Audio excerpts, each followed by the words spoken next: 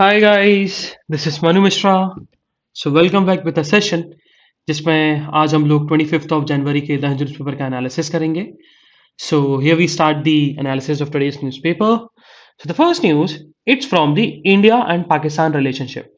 सो हुआ क्या, देखो 2019 के बाद, क्योंकि 2019 में जो इंसिडेंट हुआ था, बालाकोट एयर स्ट्राइक जब इंडिया ने करी थी, काउंटर किया था, तो उसके बाद हुआ क्या, इंडिया और पाकिस्तान के बीच में ट्रेड और टूरिज्म रिलेशंस बिल्कुल खत्म हो गए। मतलब वो तब से क्लोज ही हैं। अब व्हाट हैपन, अब हम पाकिस्तान की बात करें तो पाकिस्तान है तो इस्लामिक स्टेट, है तो वो बेसिकली उस कंट्री का रिलीजन है, इस्लाम रिलीजन है।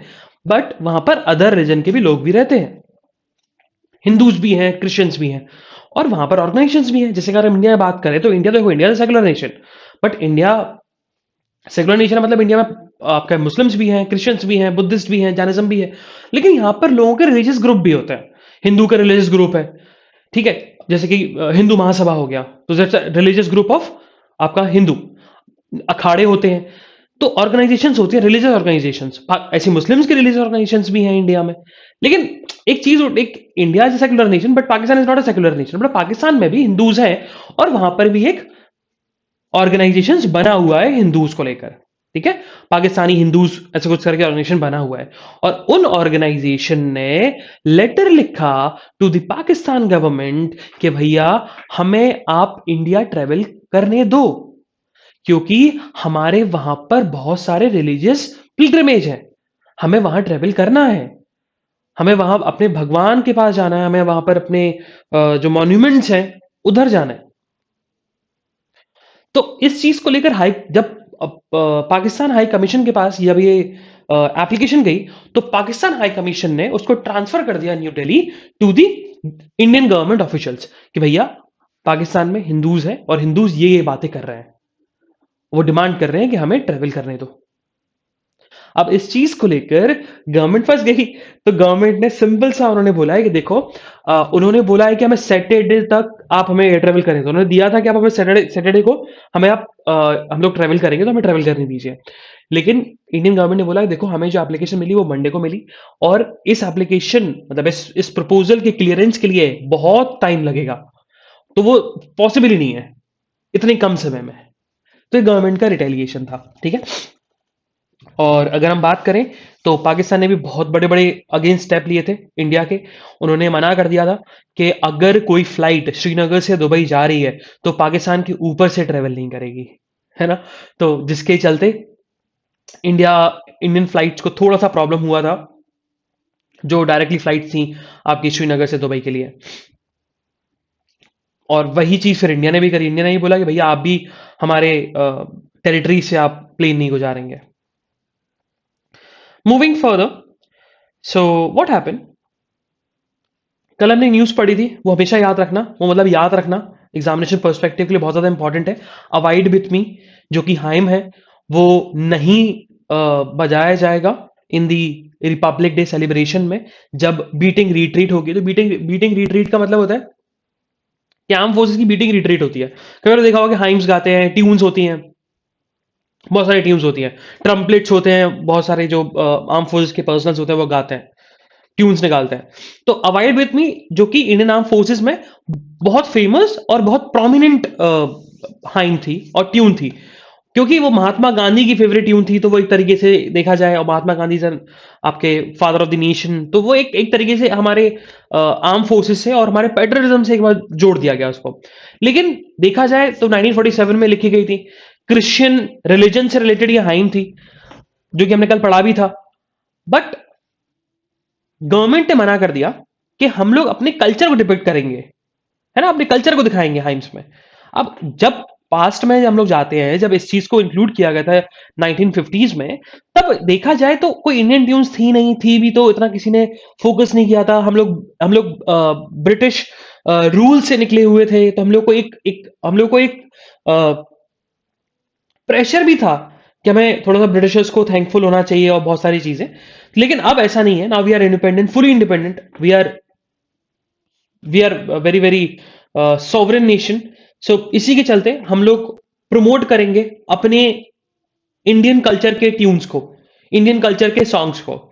बट हुआ क्या, कल एक वीडियो लीक हो गया इंडियन नेवी का, और उसमें बहुत सारे जो नेवी पर्सनल्स हैं, वो मोनिका एक सॉन्ग है, बॉलीवुड सॉन्ग है, तो उस मोनिका के सॉन्ग पर वो लोग बीटिंग रिट्रीट करने लगे। तो एक ऑब्जेक्शन उठ गया कि भाई आप अबाइड विथ मी को इंक्लूड नहीं कर रहे हो, और आपने तो बोला था कि आप इंडियन कल्चर को डिपिक्ट करोगे, तो क्या मोनिका का सॉन्ग जो है क्या वो बीटिंग रिट्रीट में आएगा? क्या वो इंडियन कल्चर डिपिक्ट करता है? तो जिसकी तरफ से इंडियन नेवी की तरफ से क्लैरिफिकेशन आ चुका है, भैया इस बार के रिपब्लिक डे में जो बीटिंग रिट्रीट होगी उसमें कोई भी बॉलीवुड नंबर नहीं होगा, कोई बॉलीवुड सॉन्ग नहीं होगा। क्लैरिफिकेशन आ गया है। मूविंग फर्दर, सो सिटी न्यूज हमें नहीं पढ़नी है, हम सिटी न्यूज को स्किप करेंगे। So we move to the editorial page. आज से कुछ है नहीं स्टेट पेज में जो हमारे एग्जामिनेशन पर्सपेक्टिव के लिए इंपॉर्टेंट हो। सो एडिटोरियल की तरफ मूव ऑन करेंगे। सो आज हम एडिटोरियल की बात करें तो आज हमारे 3 एडिटोरियल इंपॉर्टेंट है। The first one is in conjunction, ये अपन पढ़ने वाले हैं। The second one, it's about the devastating impact of school closure, इसको अपन पढ़ेंगे, बहुत ही इंपॉर्टेंट है। And the third important article from our examination perspective, that is our India need a national vision. तो ये लिखा गया है कि इंडियन नेवी को कैसे हमें ऊपर लेके जाना है, उससे रिलेटेड है। ठीक है, चलो तो first will discuss the in conjunction. चलो इन कंजंक्शन में क्या दिया हुआ है देखते हैं। Sorry guys, let's see what in conjunction editorials talks about. So देखो, इन कंजंक्शन जो लिखा गया ना, तो हुआ क्या, अभी मोदी जी ने एक स्टेटमेंट दिया था कि हमें अपनी फंडामेंटल ड्यूटीज को फुलफिल करना चाहिए। ठीक है, और उन्होंने फिर बहुत एक उसी के कॉन्टेक्स्ट में एडिटोरियल लिखा गया है। अब उन्होंने बोला कि देखो, ऑथर ने जो स्टार्ट किया, उन्होंने सबसे पहले बहुत ही सिंपल स्टेटमेंट से स्टार्ट किया। उन्होंने बोला कि देखो, जब भी हम बात करते हैं ना कि इंडिविजुअल ऑब्लिगेशन की, तो इंडिविजुअल ऑब्लिगेशन मीनिंगफुल होता है, लेकिन कब, जब स्टेट्स राइट दे, तब इंडिविजुअल ऑब्लिगेशन मीनिंगफुल होगा, वरना नहीं होगा। फिर आगे ऑथर ने फिर स्टार्ट किया। अच्छा, अगर आपको नहीं पता है तो मैं एक बार क्लियर कर देता हूं कि देखो, कॉन्स्टिट्यूशन की बात करें तो कॉन्स्टिट्यूशन में 3 पार्ट बड़े इंपॉर्टेंट है, बहुत इंपॉर्टेंट 3 पार्ट्स, और ये इन 3 पार्ट्स को पढ़ना बहुत जरूरी है। अगर कभी भी पढ़ोगे ना, तो 3 पार्ट्स को बहुत ज्यादा फोकस किया जाता है, और इन्हीं पे बहुत सारे केसेस भी बनते हैं। एक आपका पार्ट 3 फंडामेंटल राइट, ठीक है, आपका part 4 talks about DPSP, Directive Principle and State Policies, and Part 4A which talks about Fundamental Duties. ठीक है, चलो, अगर आपको पता है तो फंडामेंटल राइट्स हमने कहां से बोरो किया है, from the US, United states of America. ठीक है, और कुछ कुछ फ्रांस से भी हमने लिया हुआ है। And fundamental rights also known as the Magna Carta of the Indian constitution. Moving further, sorry, अब ये लिखा क्या, एडिटोरियल में लिखा क्या जा रहा है, देखो, उन्होंने बोला कि जब भी हम एक डेमोक्रेटिक सोसाइटी के एवोल्यूशन की बात करते हैं ना, तो एक डेमोक्रेटिक सोसाइटी के एवोल्यूशन के जो चारों तरफ जो होता है, वो कैसे इवॉल्व होती है, there is expansion of rights. और कौन कौन से राइट्स होते हैं, like civil rights, political rights, economic rights, cultural rights, है ना, ये चीज बताई गई। और जिसके चलते जो आम जनता है वो एम्पावर्ड होती है। तभी तो हम उस सोसाइटी को डेमोक्रेटिक सोसाइटी कहते हैं, क्योंकि हम उस सोसाइटी में लोगों को सिविल राइट्स देते हैं, पॉलिटिकल राइट्स देते हैं, इकोनॉमिक राइट्स, कल्चरल राइट्स। अगर याद करो तो इंडिया के प्रियम्बल में भी ये लिखा गया है।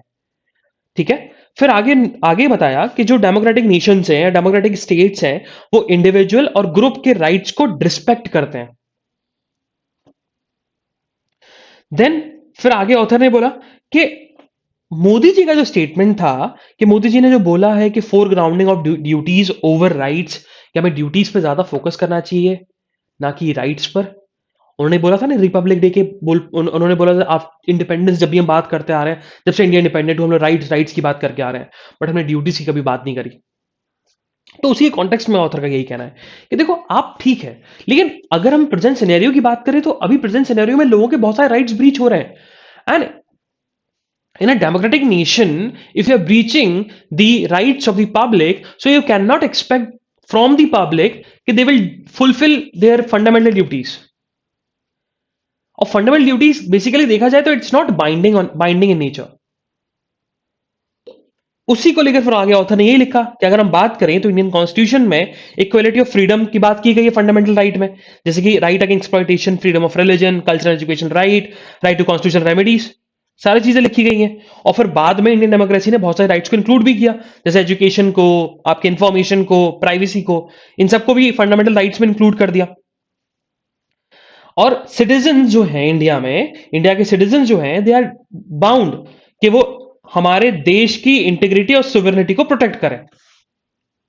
ओके, ये चीज बताई गई। और ये भी लिखा गया ड्यूटीज, और ड्यूटीज में ये भी है, फंडामेंटल ड्यूटीज में ये भी है कि हम लोग हार्मनी और ब्रदरहुड को प्रमोट करें, साइंटिफिक टेम्परामेंट को डेवलप करें। साइंटिफिक टेम्परामेंट का मतलब होता है कि हम लोग सूडो साइंस जानते हो, सूडो साइंस का अपोजिट। सूडो साइंस का मतलब होता है, जैसे कि सूडो साइंस लोग बोलते हैं ना कि गाय का अगर मूत्र पी लोगे तो कैंसर सही हो जाएगा या कोरोना वायरस नहीं होगा, तो दैट इज सूडो साइंस। ठीक है, पुरानी साइंस, मतलब पुरानी साइंस का मतलब कि फेक साइंस, इनको फेक तो नहीं बोलेंगे, लेकिन फेक बोलना से अगर बोलेंगे तो बहुत सारे लोग बुरा भी मान सकते हैं। तो सूडो साइंस का मतलब होता है कि यार वही जो लोग बिलीव करते हैं ऐसी बातों पर जो प्रूवन नहीं है, साइंटिफिकली प्रूवन नहीं है। ठीक है, तो वही साइंटिफिक टेम्परामेंट का मतलब होता है कि आप रियल साइंस पे बिलीव करो, जो चीज प्रूवन है उस पे बिलीव करो। ठीक है, इसका मतलब ये नहीं है कि मैं सूडो साइंस को गलत बोल रहा हूं, नहीं। ठीक है, सबका अपना अपना स्टैंड होता है, जिसको जो स्टैंड लेना ले सकता है। चलो, तो यही चीज बताई गई।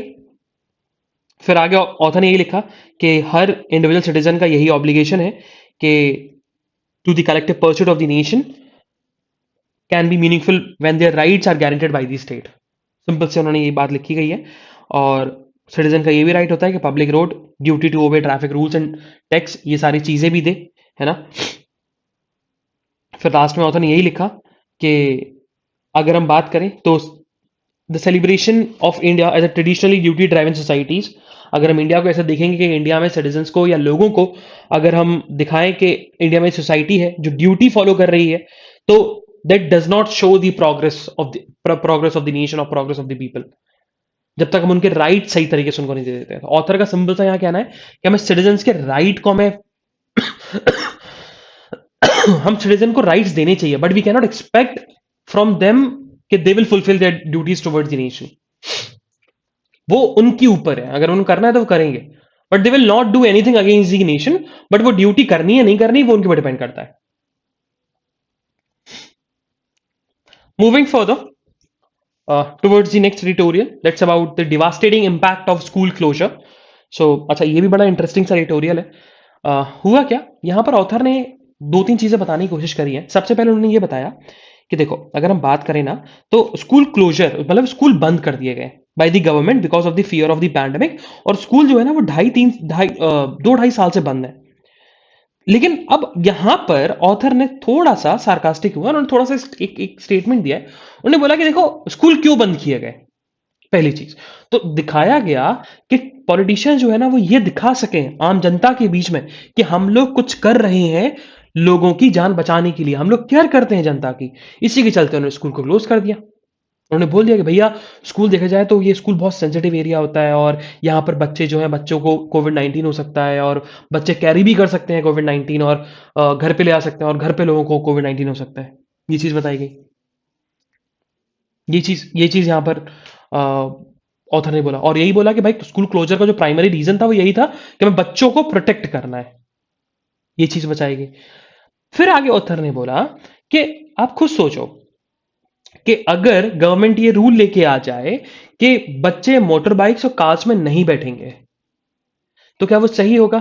तो अगर देखा जाए, अगर बच्चों को हम कार में और मोटर बाइक्स में बिठाने पर बैन लगा दें, तो बहुत सारे एक्सीडेंट्स भी बच जाएंगे, बहुत सारे बच्चे भी बच जाएंगे।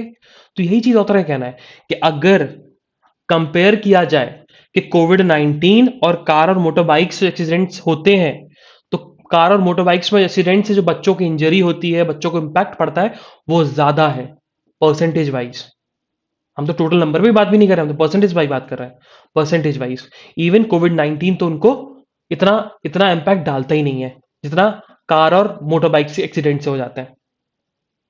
फिर ऑथर ने लिखा कि अब लोग ये बोल सकते हैं भाई, स्कूल तो जो सुपर स्प्रेडर हो सकता है, क्योंकि स्कूल में बच्चे कैरी तो कर सकते हैं ना कोरोना वायरस, अपने घर में फैला सकते हैं।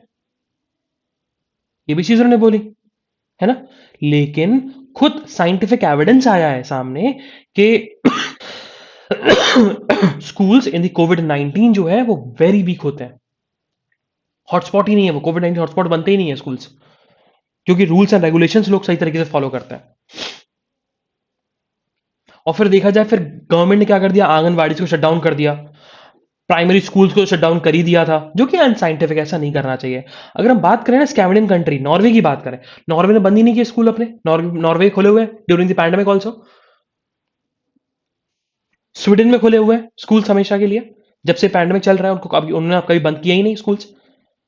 सो ये school, the closure of the school is not scientific, it's unscientific, ये चीज उन्होंने बोला। ओके, फिर आगे ऑथर ने बताया कि भाई कॉन्सिक्वेंसेस क्या होते हैं।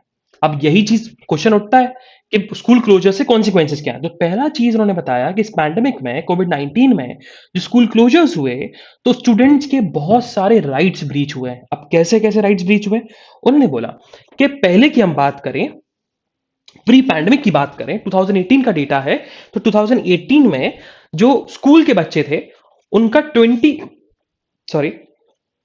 28.6% of the total students goes to the tuition classes. मतलब अगर 100 बच्चे हैं तो 100 बच्चों में से 28.6 बच्चे जो हैं वो कहां जाते हैं, ट्यूशन जाते हैं, प्राइवेट ट्यूशन करते हैं।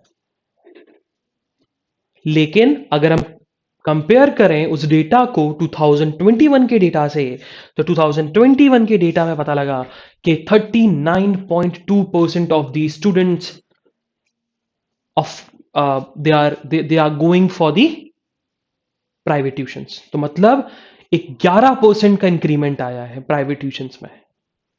उसका रीजन क्या है, उसका रीजन यही है क्योंकि बच्चे ऑनलाइन क्लास अटेंड करते हैं, ऑनलाइन क्लास में अटेंटिव नहीं होते, ऑनलाइन क्लासेस में टीचर्स भी अटेंटिव नहीं होते। एक्सेप्शंस तो हर जगह होते हैं, जिसके चलते लोगों को सही तरीके से एजुकेशन इम्पार्ट नहीं हो पा रही। तो जो बच्चे भी हैं और जो पेरेंट्स भी हैं वो प्रेफर करते हैं कि उनका बच्चा प्राइवेट ट्यूशन करे because of the online classes. ये चीज बताएगी। दूसरा उन्होंने बोला कि अगर हम आप डेटा कंपेयर करें कि बच्चों को कितना डिजिटल एक्सेस मिला है प्री पैंडेमिक पे और पोस्ट पैंडेमिक लेवल पर, तो वो सेम है, कोई डिफरेंस नहीं आया। Out of 3 kids, 1 kid has only digital access to the smartphones. तो अगर 33.3% ऑफ द स्टूडेंट्स को ही एजुकेशन इम्पार्ट हो रही है कुछ during the pandemic, remaining they don't have any digital access. तो ऑनलाइन एजुकेशन में ऐसे बच्चों के राइट्स ब्रीच हुए, उनको एजुकेशन ही नहीं मिली, वो 2 साल पीछे चले गए। एक तो जो उन्होंने पढ़ा था वो तो भूल गए, और जिनको जो पढ़ना था वो पढ़ नहीं पाए। तो यही इसी कॉन्टेक्स्ट में ऑथर ने एडिटोरियल लिखा है।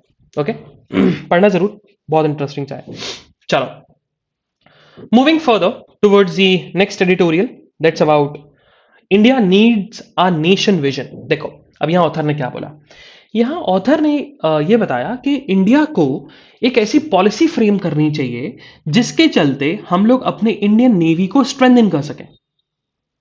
कैसे, उन्होंने बोला कि हमें देखो चाइना से लेसन सीखना चाहिए कि चाइना कर क्या रहा है। चाइना ने 2015 में एक पॉलिसी लॉन्च करी थी, उन्होंने एक मिशन लॉन्च किया था जिसका नाम था मेड इन चाइना 2025, जो कि 10 साल का प्लान था।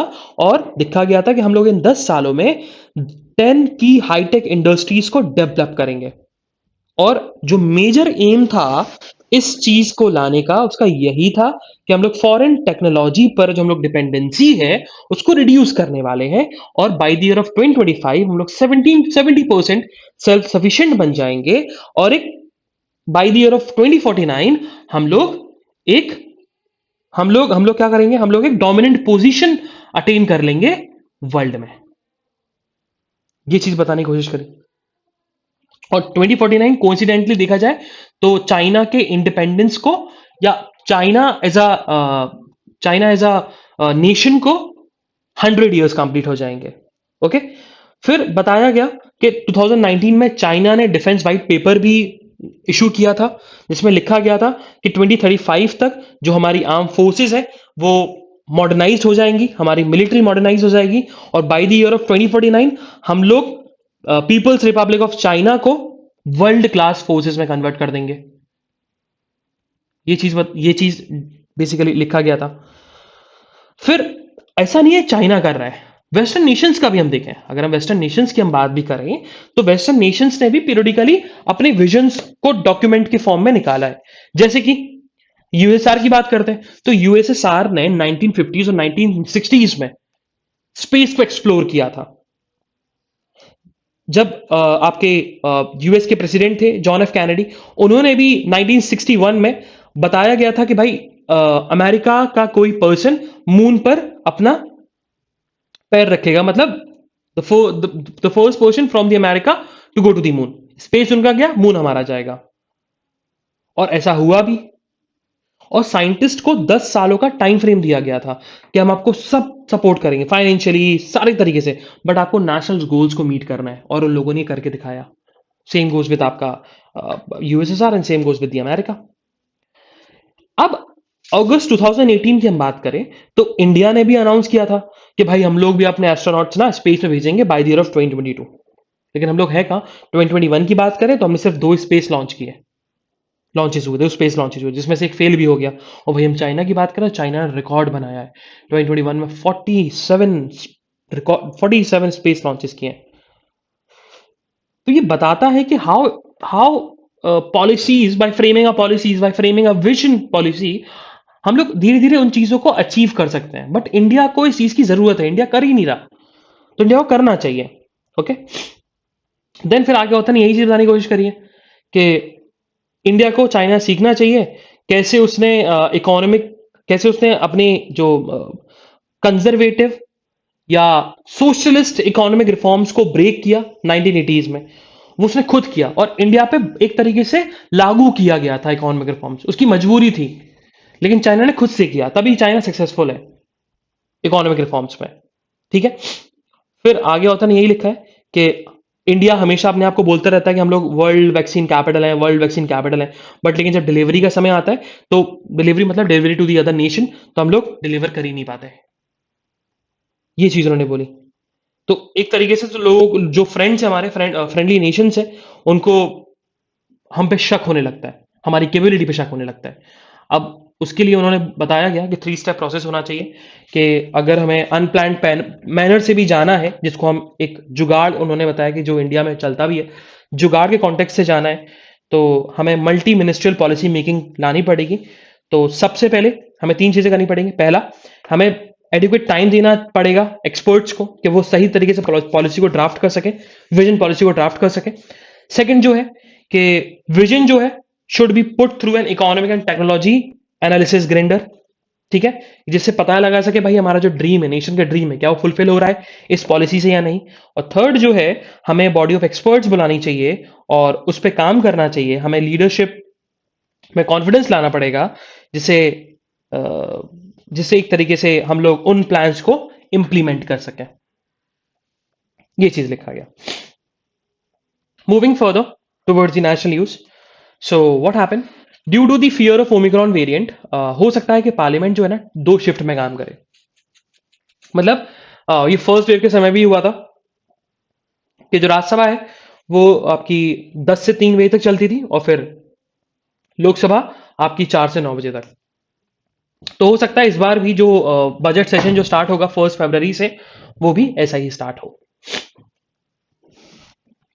Moving further, so what happen, तो बंगाल का टैबलॉक्स इंक्लूड नहीं किया गया रिपब्लिक डे की परेड में, जिसके चलते कलकत्ता हाईकोर्ट में पिटीशन फाइल की गई कि भैया ये हमारा टैबलॉक्स इंक्लूड नहीं किया गया, तो ये देखा जाए तो ये ब्रीच है फेडरलिज्म का।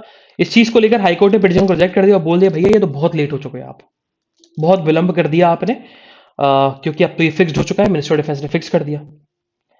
मूविंग फर्दर, सो दूरदर्शन पब्लिक ब्रॉडकास्टर इस बार की रिपब्लिक डे में 360 डिग्री कवरेज दिखाएगा। अब 360 कवरेज, कवरेज का मतलब जैसे कि अब अगर आप देखते हो परेड देखते हो, तो आपको 3 एंगल से परेड देखते हैं, बट आपको 360 एंगल से कभी दिखता नहीं, मतलब आगे पीछे फ्रॉम ऑल साइड्स। तो उसी के कॉन्टेक्स्ट में बताया गया कि इस बार Doordarshan planning to show the parade by 360 degree. Moving further, national news नहीं पढ़नी है, अच्छा ये नहीं पढ़ना है क्योंकि पॉलिटिक्स है पूरी, स्किप करो। Again on the national news, so what happened, so India में अभी जो टोटल केसेस निकले हैं कोविड 19 के, इट्स 3.95 करोड़, ये टोटल केस निकल गए। ठीक है, ये चीज बताइए। एंड कल तमिलनाडु में अराउंड 46 लोगों की डेथ हुई है, और follows by Punjab 39, then West Bengal 37। तो केसेस अभी इंक्रीज हो रहे हैं। ठीक है, और कल अराउंड 2.34 लाख केसेस निकले हैं कोविड 19 के। मूविंग फर्दर, सो हमारी पैरामिलिट्री फोर्स बीएसएफ, उसका कहना है कि there are hundreds and thousands of terrorist जो है, they are waiting across border. मतलब जो आपकी लाइन ऑफ कंट्रोल है, उधर बहुत सारे टेररिस्ट ग्रुप्स हैं, वेट कर रहे हैं। बट डरने की जरूरत नहीं है, हमने सारी तरह की सिचुएशन संभाल के रखी है। ये चीज उनका कहना है कि सीज फायर एग्रीमेंट है, वो अभी तक तो देखा जाए, अभी तक तो पीसफुल है। वी डोंट नो कि आगे क्या होता है। इन्फिल्ट्रेट तो अभी तो नहीं होने वाले, और आपको सिक्योरिटी कंसर्न होने की डर नहीं है। बट हाँ, there are hundreds and terrorist are waiting to infiltrate illegally into India. Moving further, so Delhi high court में जो मैटर रिजर्व्ड है, मैटर अभी भी है अबाउट दी मैरिटल रेप को लेकर, जिसमें दिल्ली हाईकोर्ट ने सेंट्रल गवर्नमेंट से रिप्लाई मांगा था कि भैया मैरिटल रेप को आप बताइए कि लॉ है भी कि नहीं। तो इस चीज को लेकर सेंटर ने बोला है कि हमें कुछ टाइम चाहिए। आपने अब डायरेक्टली से पूछ लिया, हम ऐसे बता नहीं सकते, हमें देखना पड़ेगा, हमें पढ़ना पड़ेगा। So we need a time to respond on the marital rape, ये चीज उन्होंने बोली है। Moving further, so what happened, Ukraine crisis तो चल ही रहे हैं, है ना। और उसी के चलते नाटो ने अपने प्लेन्स और शिप्स जो हैं वो ईस्टर्न यूरोप की तरफ भेज दिए हैं। ईस्टर्न यूरोप मतलब रशिया के साइड भेज दिए हैं, जिससे यूक्रेन को सपोर्ट मिलेगा। यूक्रेन के सपोर्ट में आएंगे ये सारी चीजें, और रशिया को एक तरीके से फियर क्रिएट होगा। लेट्स सी, रशिया को वैसे भी होता नहीं है fear create, but let's see कि होता है कि नहीं। Moving further, so finally Pakistan को पहली फर्स्ट विमेन सुप्रीम कोर्ट जज मिल चुकी है। द नेम ऑफ द जज इज जस्टिस आयशा मलिक। तो justice Ayesha Malik is the first women supreme court जज। बिजनेस न्यूज में ऐसी कुछ न्यूज नहीं है जो हमारे एग्जामिनेशन पर्सपेक्टिव के लिए इंपॉर्टेंट हो। Same goes with the sports news. So this is the analysis of today's news paper. हम लोग कल फिर मिलेंगे with some exciting news, exciting current affairs. तब तक के लिए bye bye, have fun and enjoy your day. Bye bye guys.